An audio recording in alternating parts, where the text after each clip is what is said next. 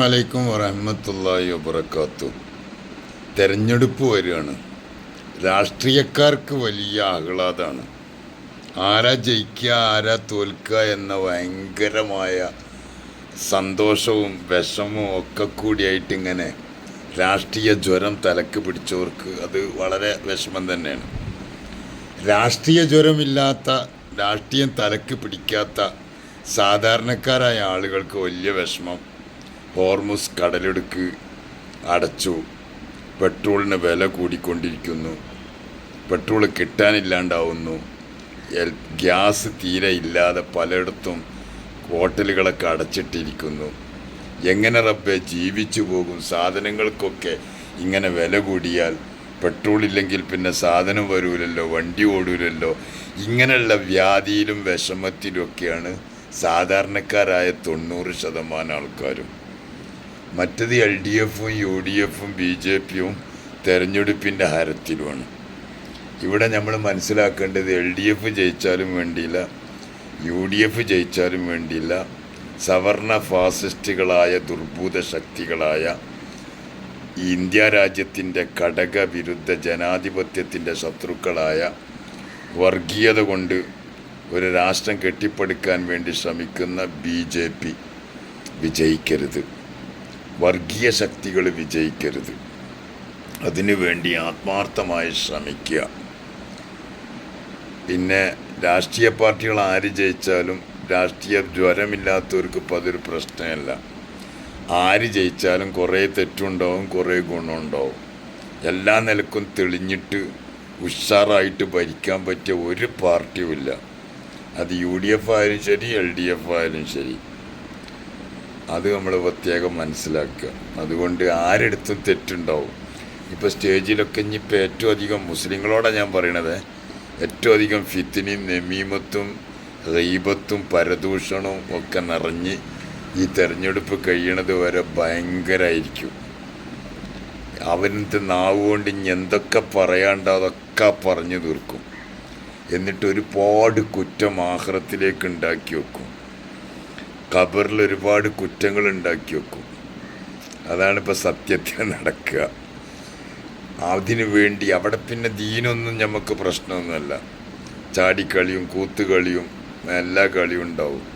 അവിടെ ദീനും മുസ്ലിമും ഒന്നൊരു വിഷയമല്ല. അവിടെ തൽക്കാലം അതാണ് മാറ്റി വെക്കും. അത് പള്ളിയിൽ പോകുമ്പോൾ മാത്രമേ ഇസ്ലാമാവുകയുള്ളൂ. പള്ളിയിൽ നിന്ന് പുറത്തിറങ്ങി അതൊക്കെ എടുത്ത് മാറ്റി വെക്കും.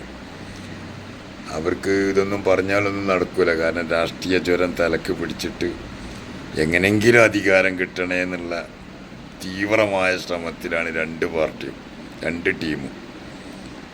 ആര് ജയിച്ചാലും ആര് തോറ്റാലും നമുക്ക് സാധാരണക്കാർക്ക് ജീവിക്കണമെങ്കിൽ പ്രയാസം തന്നെയാണ്. രാഷ്ട്രീയക്കാർക്ക് ജീവിക്കാൻ പ്രയാസമില്ല. കാരണം അവർക്ക് എന്തൊക്കെ കിട്ടാണ്ട്, അതുകൊണ്ടുള്ള ഈ അധികാരക്കൊതി മൂക്കണത്. അവിടെ ചെന്നാൽ എന്തൊക്കെ ശമ്പളത്തിന് പുറത്ത് എന്തൊക്കെയേ കിട്ടാണ്ടാവും. അതാണ് പിന്നെ കാറ് സൗകര്യങ്ങൾ എല്ലാം കിട്ടുമല്ലോ. അതിനു വേണ്ടിയാണ് ഒരു നേരത്തിന് അന്നത്തിന് പോലും കഴിയാത്തവൻ സിന്ദാബാദ് വിളിച്ചിട്ട് റോട്ടിൽ കയറിയിട്ട് പ്രശ്നം ഉണ്ടാക്കുന്നത്. ഇവർ ജയിച്ചാൽ അവനക്കെന്താ കാര്യം? ഒരു ഗുണമില്ല. പിന്നെ നല്ല രാഷ്ട്രീയക്കാരനാണെങ്കിൽ രാഷ്ട്രീയ കെയർ ഓഫിൽ ഒരുപാട് ആനുകൂല്യങ്ങളൊക്കെ കിട്ടും. അതൊക്കെയാണ്. അല്ലാത്തവർക്കൊന്നും കിട്ടാനില്ല, ഒന്നും കിട്ടാനില്ല. അവൻ്റെ കാര്യം കട്ടപ്പോക തന്നെ, അവനങ്ങനെ പോവും. പക്ഷേ ഒരു കാര്യം നമ്മളെപ്പോഴും മനസ്സിലാക്കുക, അവൻ്റെ നാവ് കൊണ്ട് ആരും അവനെ ചീത്ത വിളിച്ചിട്ടില്ല. ഒരൊറ്റ രാഷ്ട്രീയ പാർട്ടിനെയും ചീത്ത വിളിച്ചിട്ടില്ല. ജയിക്കലും തോൽക്കലും അഭിപ്രായം പറയലൊക്കെ ഉണ്ട്, അല്ലാതെ ആരെയും കുറ്റപ്പെടുത്തിയിട്ടില്ല. ഗീബത്തും നമീമത്തും പരദൂഷണവും ഫിത്നയും കുത്തിത്തിരിപ്പൊന്നും നടത്തിയിട്ടില്ല.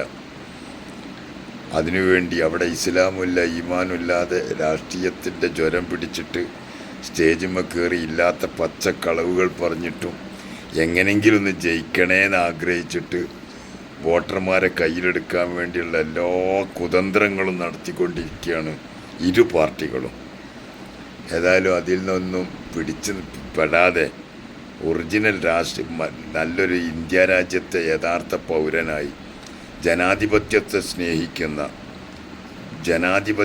സ്നേഹിക്കുന്ന ഞാൻ ഒന്നുകൂടി പറയുന്നു, ജനാധിപത്യത്തെ സ്നേഹിക്കുന്നവരെ വിജയിപ്പിക്കുക. അല്ലാത്തവരെ എന്ത് നിലയിലാണെങ്കിലും ജനാധിപത്യത്തെ എതിർക്കുന്ന ഈ വൃത്തികെട്ട ഭരണകൂടം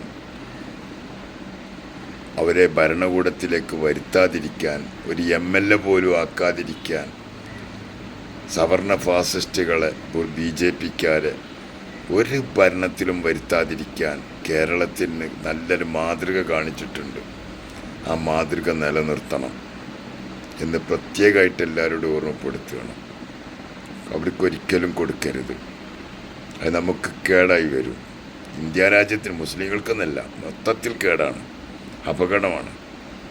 അപ്പോൾ അതുകൊണ്ട് ആ അപകടത്തിൽ പോയി ചാടാതെ കേരളത്തിൽ മതേതരത്വം നിലനിർത്താനും ജനാധിപത്യം നിലനിർത്താനും ജാതിമത ഭേദമന്യേ നീ ഹിന്ദുവാണ്, നീ മുസ്ലിമാണ്, ഒറ്റവും ക്രിസ്ത്യാനിയാണെന്ന് വേർതിരിക്കാതെ മനുഷ്യനായി കണ്ട് എല്ലാവർക്കും വേണ്ടുന്നതൊക്കെ ചെയ്യുന്ന ഭരണകൂടങ്ങൾ കേരളത്തിൽ വരട്ടെ എന്ന് പ്രത്യേകം പ്രാർത്ഥിക്കുന്നു. ഇന്ത്യയിലും അത് തന്നെ വരട്ടെ എന്ന് പ്രാർത്ഥിക്കുന്നു.